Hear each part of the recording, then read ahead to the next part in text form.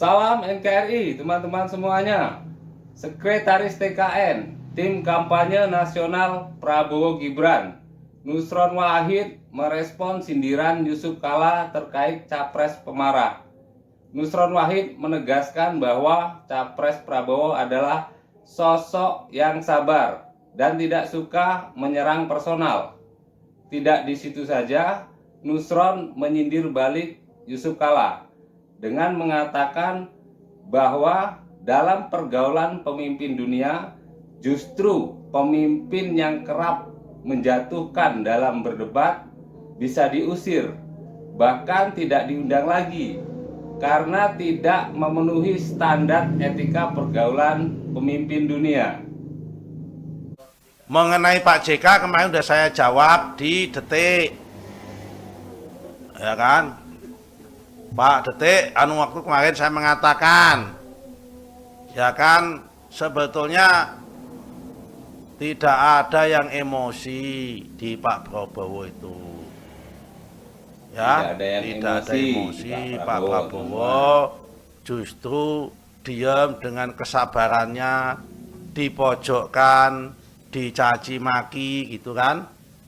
Kemudian disudutkan, bahkan dengan sabar diminta membuka tentang data alutista, beliau tidak mau ya. Karena itu menyangkut deterrent efek dalam sistem pertahanan. Karena beliau sadar waktu debat kemarin itu disaksikan oleh jutaan orang, termasuk disaksikan oleh warga negara asing, bahkan intelijen asing. Kalau kemudian mohon maaf sampai mengatakan telanjang, kapal selam Indonesia punya 15 misal, yang hanya bisa dipakai 5, yang 10 macet misal begitu, kapal terbangnya 16, yang rusak 12, kemudian tanknya dari 100 yang rusak 60, kan tidak lagi kemudian menjadi telanjang. Itu kan rahasia negara, kemudian orang asing jadi tahu, menjadi kalau gitu Indonesia nggak kuat-kuat amat dong. Data pertahanan, itu namanya deterrent effect. Justru Pak Prabowo itu nggak terpancing dan nggak sabar sampai menahan itu, nggak mau mengatakan hal-hal jeruannya tentang dunia pertahanan yang itu dipaksa oleh Pak Anies maupun dipaksa oleh Pak Ganjar menyampaikan itu. Jadi forum ini untuk dibuka katanya.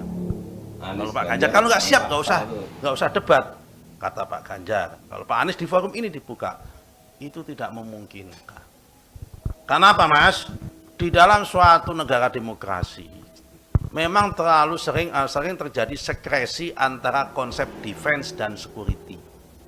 Itu selalu terjadi ketegangan. Selalu. Tetapi pada sisi lain, di dalam negara demokrasi itu juga dibutuhkan transparansi. Nah, karena itu titik tengahnya adalah deliberasinya adalah di DPR lewat Komisi 1. Siapa yang aktif di DPR sini?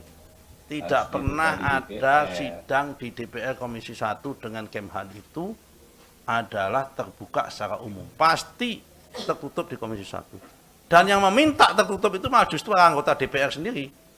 Cek aja di jejak digitalnya itu. Karena tadi menyangkut konsep deterrent effect. Dan termasuk partai-partai pendukungnya Pak Ganjar maupun partai-partai pendukungnya Pak Anies yang meminta itu tertutup.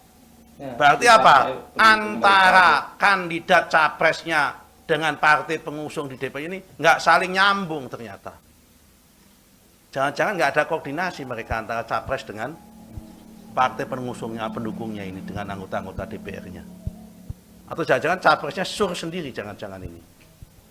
Nah, kan gitu Mas.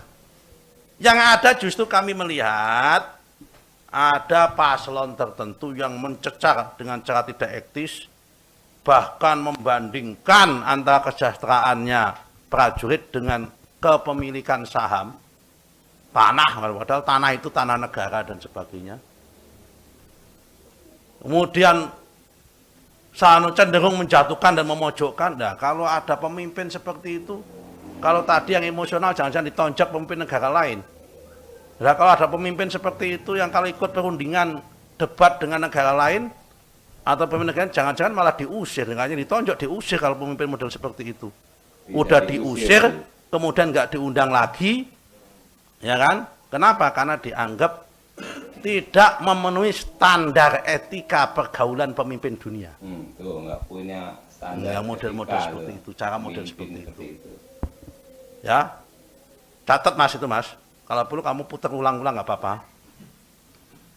Cara debat yang menjatuhkan seperti itu selain tidak etis, itu kalau di dalam pergaulan atau perundingan dengan negara lain, tidak. Kalau tadi dikatakan yang emosi bisa ditonjok, kalau yang ini bisa diusir dari perundingan dan kemudian Parah, ya. tidak diundang Usir, lagi nggak karena diundang lagi. dianggap tidak sesuai Dikucilkan. dengan standar etika pemimpin dalam pergaulan dunia.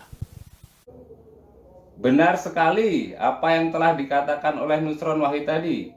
Sepatutnya pemimpin memiliki standar etika para pemimpin dunia. Nah, bagaimana menurut teman-teman semuanya? Terima kasih sudah menonton. Salam NKRI. Hurrah!